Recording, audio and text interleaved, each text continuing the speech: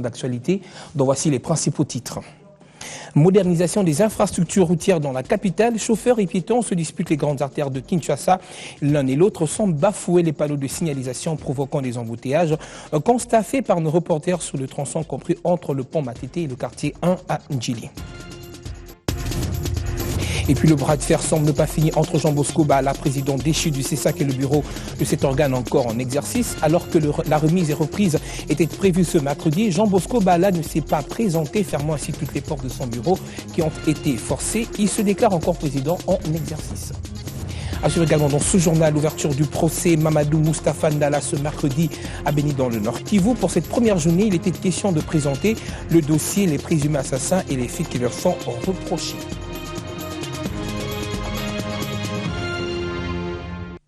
L'essentiel de l'actualité, c'est tout de suite. Merci à vous de nous rejoindre. Je vous le disais il y a un instant, c'est dans une audience publique que s'est ouverte cette première journée du procès du général Mamadou Moustapha Ndala, assassiné, je vous le rappelle, le 2 janvier 2014. Et parmi les présumés assassins figurent également 4 officiers supérieurs des FARDC, un élément à Defnalou. Sur place à Béni, pour plus de détails, notre permanent dans la région, Erikas Moussi. L'audience de la Cour militaire opérationnelle du Nord Kivu est ouverte. Armes au pied et repos. Il s'agit du premier président de la Cour militaire opérationnelle au Nord Kivu qui a procédé à l'ouverture de cette audience. Ils étaient au total 20 devant la barre, poursuivis pour la plupart pour la non-assistance à la personne à danger et association de malfaiteurs. Parmi les présumés assassins figure l'ex-commandant FARDC Ville de Béni, lieutenant-colonel Bizuru Kigabo Tito, très reconnu pour son hostilité envers les fauteurs des troubles dans la ville. Devant une foule nombreuse venue participer à cette audience, la Cour militaire opérationnelle du Nord Kivu a jugé en premier lieu dévoiler la liste des officiers et civils sous les bancs accusés, dont en voici l'extrait. Adjudant chef Safari Kamwabo Abraham en détention. Adjudant Mugabo Benjamin en détention. Sergent-major Ndabu Ndongala Arsène en détention. Commandant Zeimana Sebaïre Jacques en détention. Le passage sommaire devant la barre de l'élément ADF Nalou, Yossi Ambale Hassan, a attiré l'attention de la population. Celui-ci a reconnu appartenir au mouvement ADF Nalou, dans lequel, selon ses propres mots, il était attaché à la garde du dépôt des munitions à Médina, état-major général de ADF Nalou, situé en pleine forêt en territoire de Béni. Les Bénitiens saluent tout de même la télé de cette audience à Béni. Les cas du conseil urbain de la jeunesse s'occupent pour la multiplication des actions d'immortalisation du feu général Mamadou Moustapha Ndala. Jimmy Kiomane, son président. Nous voulons que toutes les personnes impliquées de près de lui dans cet assassinat soient jugées conformément à la loi, dans toute transparence, sans complaisance, et que d'autres projets d'immortalisation du général Mamadou s'accélèrent, notamment l'érection de monuments dans les lieux publics, l'affichage de pancartes de visibilité sur la rue dédiées à son nom. Précisons que plusieurs autorités politico-administratives locales ont pris part à cette audience publique tenue dans la tribune du 8 mars. Et toujours en rapport avec ce sujet, la MONUSCO se dit, elle également, suivre de près le déroulement du dit procès, tout en assurant d'apporter son soutien si nécessité il y en a. La question a été abordée au cours du point de presse hebdomadaire de cette institution internationale. Patricia Panzo pour le reportage. Plusieurs points d'actualité ont été abordés au cours de la conférence de presse de la MONUSCO, dont l'ouverture ce mercredi du procès des présumés assassins du général Mamadou Ndala, assassiné le 2 janvier 2014.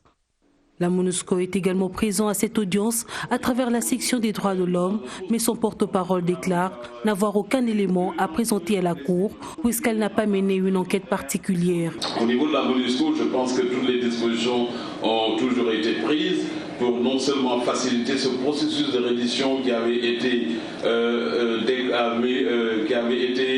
dit par le leadership des FDLR, qui ont déclaré Urbi Orbi qu'ils étaient prêts à aller vers un processus de reddition, et la MONUSCO a mis en œuvre en parfaite coordination avec les autorités congolaises. Et comme vous le savez, le camp de transit de Kisangani est jusqu'à présent vide suite aux différentes requêtes formulées par les FDLR. Sur ce qui concerne la réunion d'évaluation à mi-parcours sur la reddition des FDLR, la mission onusienne déclare que tous les acteurs impliqués devraient échanger afin de trouver des solutions, étant donné que le site de délocalisation est encore vide. Nous n'avons pas mené une enquête proprement MONUSCO pour apporter des preuves, non. tout est centralisé au niveau donc du procureur militaire qui lui a fait son enquête avec le concours, c'est vrai, de la MONUSCO, et nous envoyons d'ailleurs sur le terrain à Béni une bonne équipe de la section des droits de l'homme de la MONUSCO qui va appuyer sur place le bon déroulement dans l'ensemble de ce procès. Un autre point abordé au cours de cette conférence de presse des agences des Nations Unies est l'octroi de 2,5 millions de dollars américains que le coordonnateur humanitaire vient d'accorder à l'UNICEF et au PAM afin de répondre à la crise d'Ebola qui sévit à l'ouest de la République démocratique du Congo. Et les silence des médias nationaux. Autre chose à présent, les jeunes chrétiens catholiques, membres de la majorité présidentielle, ne conçoivent pas que leurs pères spirituels s'immiscent dans la vie politique. Ils tiennent à les rappeler à l'ordre, raison pour laquelle ils sont allés déposer un mémo ce mercredi aux noces apostoliques pour dénoncer le contenu de la dernière alerte de la SENCO adressée aux fidèles catholiques, qu'il n'y avait personne pour réceptionner leur mémo. Ils l'ont tout simplement déposé dans la boîte aux lettres. Ces personnes que vous apercevez sont des jeunes fidèles catholiques, membres de la majorité présidentielle. Ils sont venus ce mercredi rencontrer le nonce apostolique. Dans leurs mains, un mémo adressé à sa sainteté le pape François. Curieusement, personne à l'annonciature apostolique pour le recevoir. En date du 30 septembre 2014,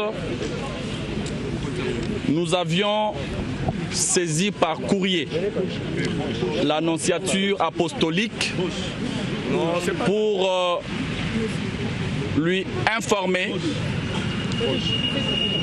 que nous allions venir déposer ce jour la pétition que nous avions pensé adresser à sa sainteté le pape François.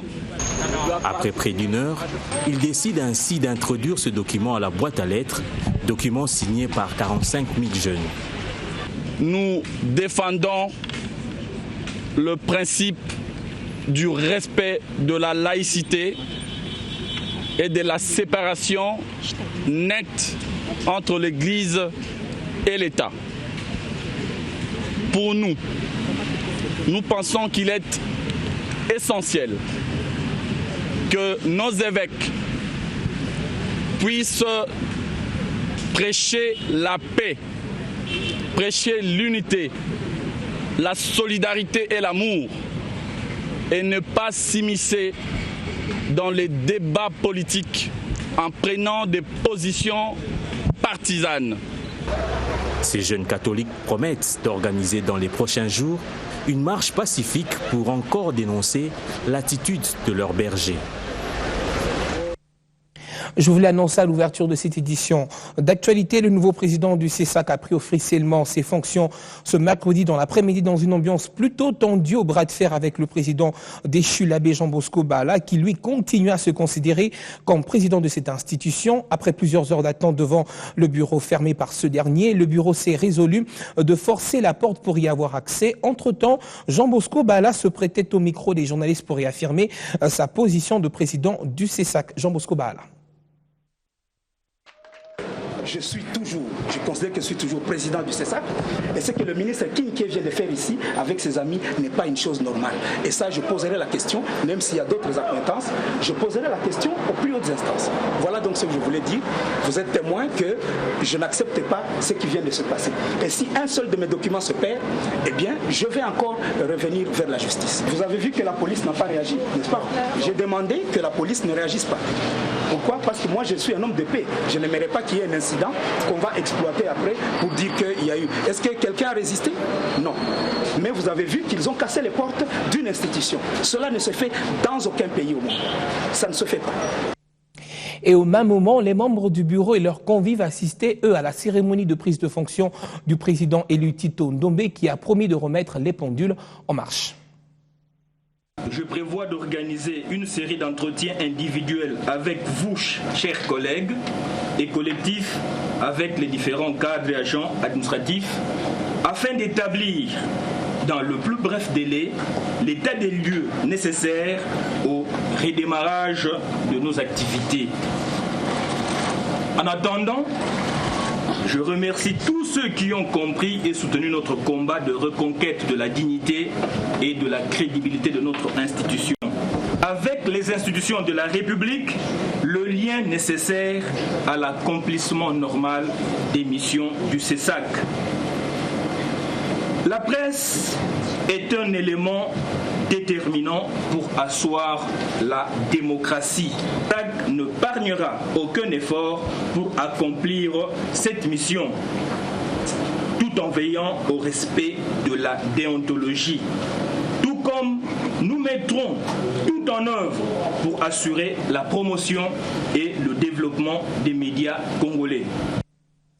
900 000 euros, c'est l'enveloppe que la France vient d'allouer au Programme alimentaire mondial pour une assistance alimentaire aux réfugiés centrafricains vivant en République démocratique du Congo, ainsi qu'au projet P4P, Achat pour le progrès, annonce faite au cours d'une conférence de presse tenue dans l'enceinte de l'Institut français. Patricia Panzo. 2 projets du Programme alimentaire mondial bénéficient du soutien de la France. Il s'agit de l'assistance alimentaire aux réfugiés centrafricains vivant à l'Équateur, en République démocratique du Congo, ainsi que le projet Achat pour le progrès. 700 000 euros pour donner de la nourriture à des milliers de réfugiés durant une période de 6 mois et 200 000 euros pour le projet P4P. Il y a eu 700 000 euros dédiés aux réfugiés centrafricains présents dans les camps. Cette dotation, c'est elle-même divisée, on va dire, en 2 sous-parties, sans vouloir trop complexifier. La première sous-partie, ça a été une dotation alimentaire, directement des aliments. La deuxième dotation, comme l'a précisé M. Larieux, c'était du cash transfert. Donc en plus de ces 700 000 euros qui, on va dire, sont dans le domaine de l'urgence, nous avons fait une dotation de 200 000 euros pour le programme Achat pour le progrès du PAM sur le territoire de Bikoro. Ce que nous voulons avec cette coopération avec le PAM, c'est placer les Congolais au cœur du développement. En plus de projets visant à soutenir des populations vulnérables vivant en République démocratique du Congo, le projet P4P tient à promouvoir le développement des communautés bénéficiaires. Cette assistance se fait donc sous la forme de distribution d'une part de vivres alimentaires, mais aussi de bons d'achat qui sont échangés sur les marchés locaux contre des vivres pour une valeur énergétique de 2100 kilocalories, ce qui est identique à une ration alimentaire du programme alimentaire mondial. Le financement reçu finance les activités du projet, notamment les formations, la réhabilitation des infrastructures et puis l'appui en matériel comme les outils oratoires, les trolleys pour transporter les produits des champs aux entrepôts de stockage. Pour le chef de service de la coopération française, ce partenariat devait être amélioré afin de faire des Congolais des vrais acteurs de développement dans des zones stabilisées. Par Banzangungu, dans le Bas-Congo, transitent des gros camions poids lourds qui transportent des marchandises entre Matadi et Kinshasa. Et voilà que les conducteurs de ces engins ont séché la route depuis maintenant 2 jours. Pomme de discorde, les chauffeurs réclament à la fois l'augmentation de leur salaire ainsi que la suppression de l'augmentation de taux de paiement du péage. Le président de leur association a évoqué toutes ces raisons au micro de Fifi Lukusa. Après la tenue de leur assemblée générale du samedi 27 septembre à Matadi et à Kinshasa, les conducteurs de poids lourds sont en grève depuis le lundi 29 septembre dernier. Ils exigent la suppression de l'augmentation du taux du péage qui se paye aujourd'hui à 248 000 francs au lieu de 141 000 francs d'attente.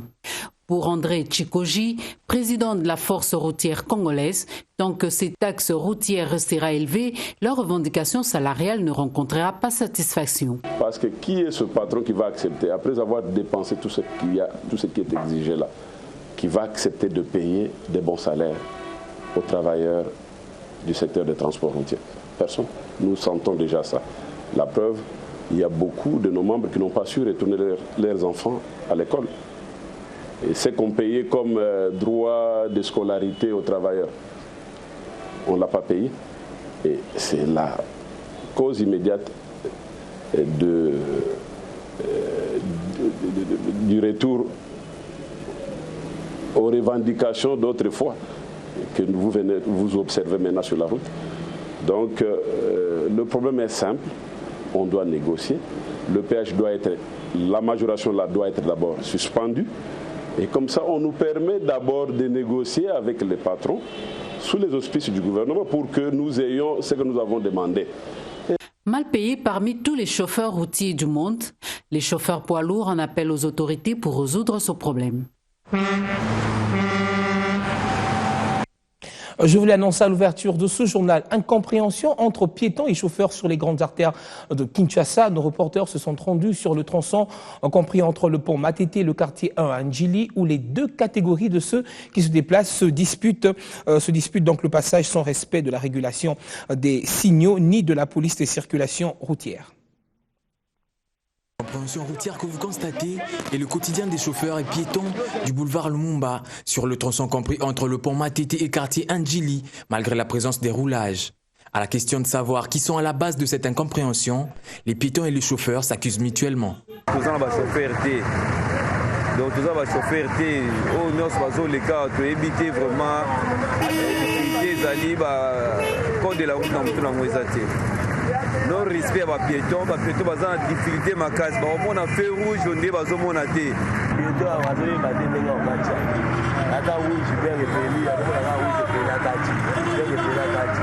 Alors dans limite il ba oulage ba ça. Na yebi te ba oulage, na sala piéton okacha.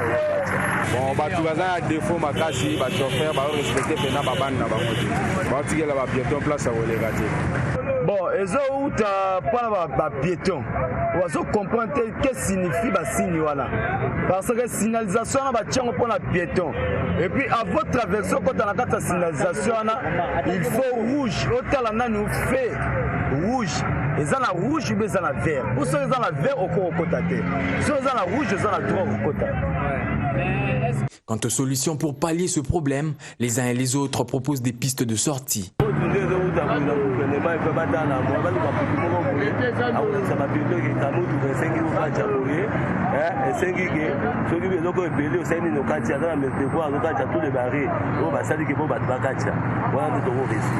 Pour organiser un séminaire quelconque, pour apprendre à traiter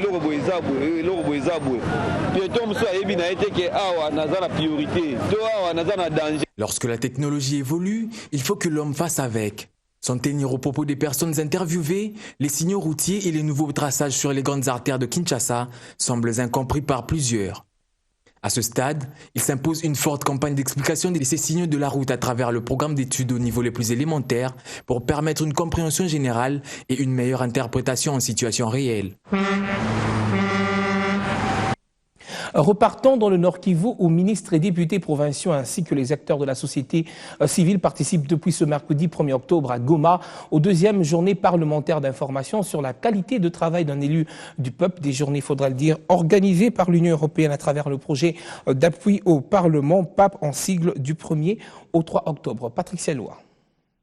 Améliorer la qualité de travail du député provincial dans l'élaboration des lois et le contrôle de l'exécutif provincial, tel est le sens de ces deuxièmes journées parlementaires d'information. Députés et ministres provinciaux ainsi que les acteurs de la société civile, tous prennent part à ces deuxièmes journées parlementaires organisées par le projet d'appui au Parlement, PAP en sigle, un projet de l'Union européenne. Pour le coordonnateur du projet PAP, le professeur El Hadjimboj, de telles séances ont un plus dans le quotidien d'un élu du peuple. L'amélioration de la qualité du travail parlementaire est conditionnée par le renforcement des capacités des commissions parlementaires. Seulement, ces commissions sont souvent inconnues même des acteurs institutionnels ou sociaux impliqués ou intéressés directement ou indirectement par le travail parlementaire. Il n'est pas évident que tous ces acteurs aient une connaissance réelle du rôle ou de la place des commissions parlementaires dans le dispositif des assemblées. Matesindi Kiminya, vice-président de l'Assemblée provinciale, voit en ces assises un moment de véritable échange. Les journées parlementaires de formation qui s'ouvrent aujourd'hui vont être une occasion d'échange et de réflexion sur les voies et moyens d'améliorer l'efficacité du travail des commissions permanentes de notre institution. Il s'agit donc d'une opportunité qui est donnée aux députés provinciaux et à d'autres experts qui ont déjà eu l'occasion de participer aux travaux des commissions, de relever les points faibles, les points forts et les difficultés rencontrées lors des travaux en commission, et ce, dans la perspective de proposer une nouvelle ligne de conduite à suivre pour tirer un meilleur profit des travaux à commission. Notons que ces deuxièmes journées parlementaires se tiennent après les premières journées tenues au mois de juillet de l'année en cours. Découvrons à présent quelques titres parus sur le net ce mercredi. D'abord à lire dans Slate Afrique. Les États-Unis mènent pour l'instant une gestion modèle de cette situation de crise. C'était immanquable, mais personne ne pensait que cela se produirait, surtout pas aux États-Unis. Un homme a pour la première fois été découvert mardi 30 septembre contaminé par le virus Ebola en dehors du continent africain. Il a été admis au Texas Health Presbyterian Hospital de Dallas où il a été placé en isolement. Son nom et sa nationalité n'ont pas encore été rendus publics. Toutefois, fait savoir le journal, les États-Unis avaient déjà été confrontés au retour sur leur sol de 2 soignants contaminés au Libéria, puis rapatriés et pris en charge à Atlanta. Ils découvrent cette fois que des personnes peuvent, après avoir été contaminées en Afrique, développer la maladie après leur arrivée sur le sol américain. Et puis un ado de 16 ans à la rescousse des policiers, c'est-à-dire dans Le Point. Kia est devenu le héros du village de Breakdown au Royaume-Uni en venant en aide d'une manière épique à 2 policiers en difficulté. Un adolescent de Breakdown au Royaume-Uni, fait savoir Le Quotidien, a eu droit aux félicitations de la police municipale. Les faits remontent au 10 juin dernier. 2 policiers s'apprêtent à embarquer un homme ivre et soupçonné de violence conjugale au moment de refermer la porte. L'individu repousse brutalement les 2 policiers s'échappent du véhicule. Kinyanam, 16 ans, qui passe par là, se précipite vers l'homme mais le plaque au sol d'une manière efficace. Note le journal, ce dernier sera finalement maîtrisé et menotté sous la surveillance de Kia qui reste à proximité. Et depuis, l'adolescent a été récompensé par la police au cours d'une cérémonie officielle. En signe de remerciement, elle a diffusé ces images de vidéosurveillance sur son site internet. Place à présent à l'invité du journal.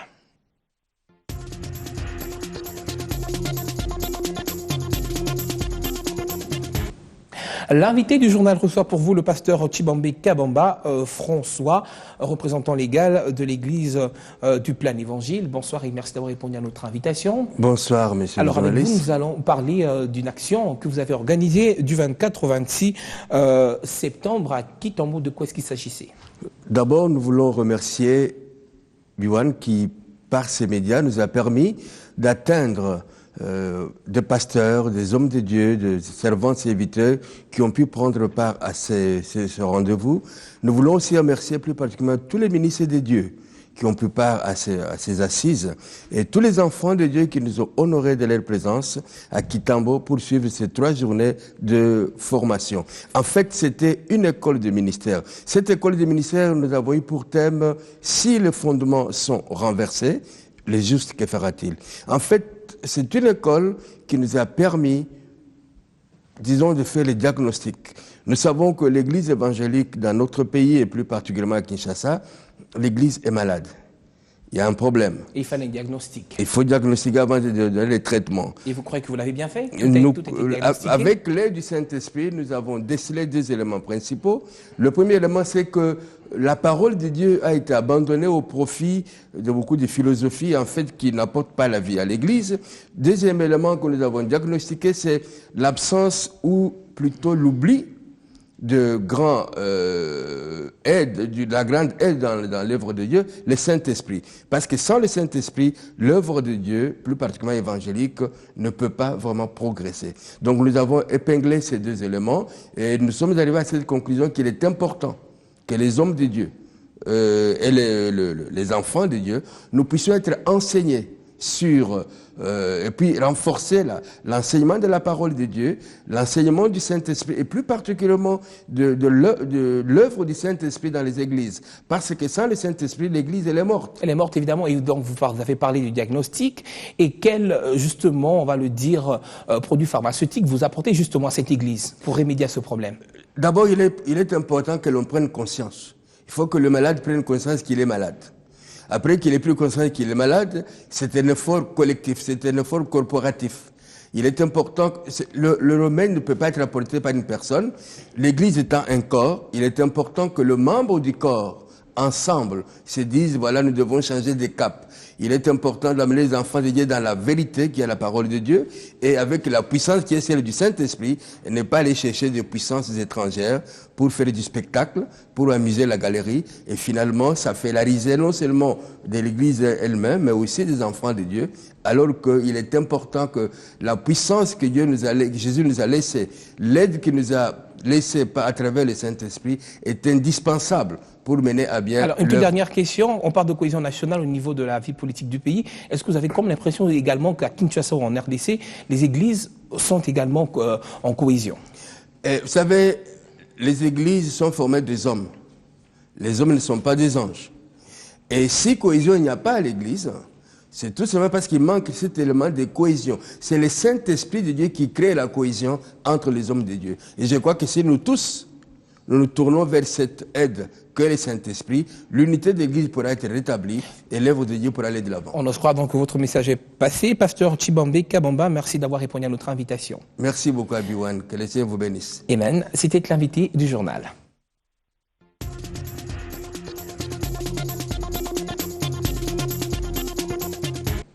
Et pour terminer ce journal en culture, les artistes et leurs œuvres ont droit à la protection.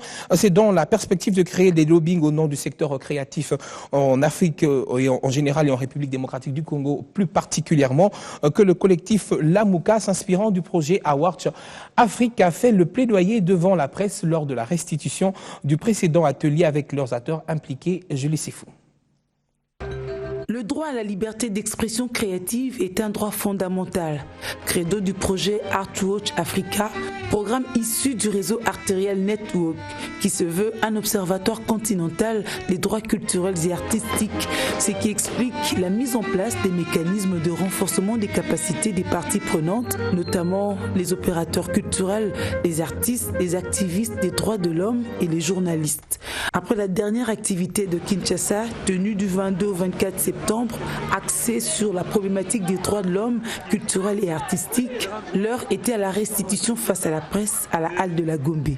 L'atelier avec les parties prenantes avait comme objectif la diffusion d'informations sur la problématique des droits fondamentaux de l'homme, la mise sur pied d'un cadre d'échange actif et permanent sur les droits culturels et artistiques. Au finish, plus d'un ont manifesté le souhait d'adhérer au réseau artériel Network, un pas en avant déjà enjambé, car les membres du collectif Lamouka, la structure organisatrice de l'atelier d'échange, préparent une exposition d'art visuel pour le mois d'octobre et dont la thématique sera axée autour du respect et de la défense des droits culturels et artistiques. Il faut rappeler qu'à travers ces ateliers, le programme Artwatch Africa, République démocratique du Congo, entend mobiliser les acteurs culturels à tous les niveaux sur la problématique de mise en place d'un réseau transnational de réflexion sur les stratégies de distribution et de création des moments d'échange des produits culturels africains générateurs de revenus. Une tâche de longue haleine qui implique l'appropriation par tous les opérateurs culturels de la République démocratique du Congo afin d'uniformiser et de maximiser la gestion du grand patrimoine culturel congolais tant au niveau national qu'international. Fin de ce journal, clin d'œil particulier à tous ceux qui nous suivent à Dakar, au Sénégal. Je vous retrouve demain.